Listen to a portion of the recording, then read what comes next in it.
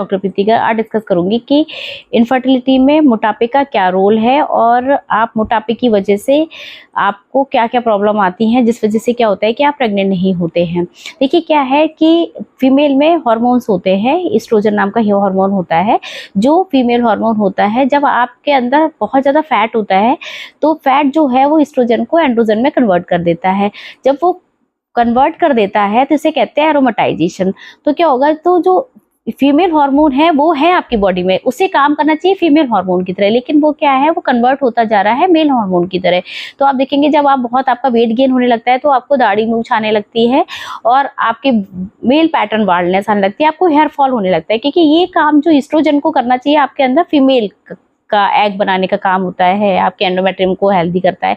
Oestrogen building material होता है, वो आपकी बॉडी को बनाएगा, हर चीज आपकी ग्रोथ करेगा, आपके अंदर चीजें बनाएगा, मतलब बिल्डिंग मटेरियल का काम करता है। लेकिन जहाँ क्या हुआ कि आपका एस्ट्रोजन जो है वो कन्वर्ट होता जा रहा है एंड्रोजन में, तो जो एंड्रोजन होंगे वो क्या करेंगे, आपकी फॉलिकल को डेवलप नहीं होने देंगे। वो क्या करेंगे कि आपका जो क्या कहते हैं एग क्वालिटी को बहुत अच्छा नहीं होने देंगे, एंडोमेट्रियम थिकनेस को नहीं, क्योंकि एस्ट्रोजन जो है, एस्ट्रोजन है तो, लेकिन क्या हो गया, वो कन्वर्ट हो गया एंड्रोजन में। अब एंड्रोजन तो मेल पैटर्न हार्मोन है, वो तो क्या करेगा, वो तो आपका जो एंडोमेट्रियम है जहाँ पर बच्चा चिपकता है, जहाँ पर इम्प्लांटेशन होता है, वो उसको हेल्दी नहीं होने देगा।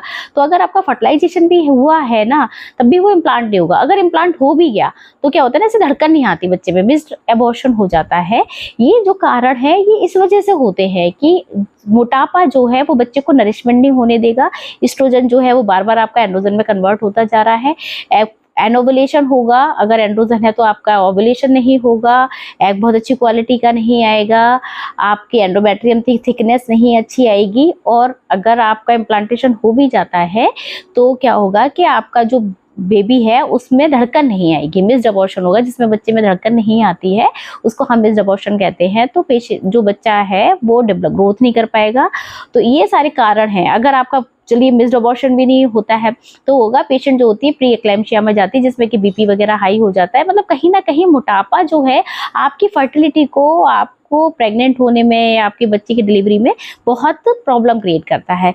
तो हमारे सेंटर पे क्या होता है, हम पंचकर्मा करवाते हैं, जिसमें लेखन वस्ती होती है, वमन होता है, विरेचन होता है, उद्वर्तन होता है।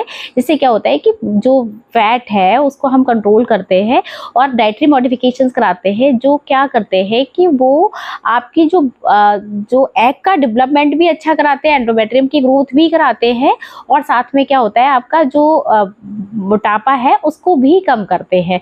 वेट लूज भी होगा, साथ में क्या होगा कि आपका जो होगा एग भी बहुत अच्छी क्वालिटी का बनेगा। जैसे विरेचन जो बताया है कि विरेचन से एग बीजम विन्दति, मतलब जो बीज है वो बनता है।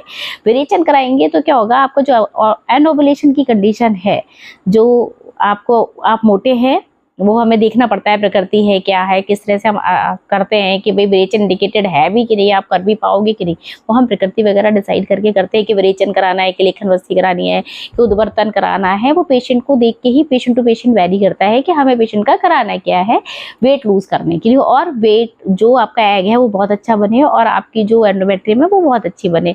तो हम आयुर्वेदिक मेडिसिन देते हैं जो आपके वेट को कम करती हैं, साथ में वो आपका एग क्वालिटी बहुत अच्छी करती हैं। वो डिसाइड होता है पेशेंट टू पेशेंट।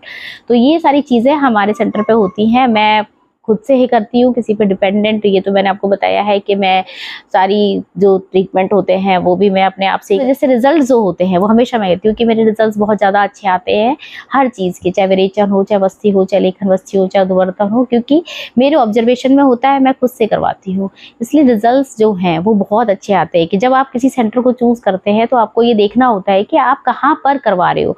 डॉक्टर जो है, जो एक्सपीरियंस डॉक्टर है, मैं MS गायनी हूँ, मेरा मैंने आयुर्वेद से UG किया हुआ है, PG मेरा MS आयुर्वेद से ही है। जामनगर जो इंडिया का बेस्ट इंस्टीट्यूट है, फर्स्ट बेस्ट आयुर्वेदिक इंस्टीट्यूट है, वहाँ से मेरा PG है।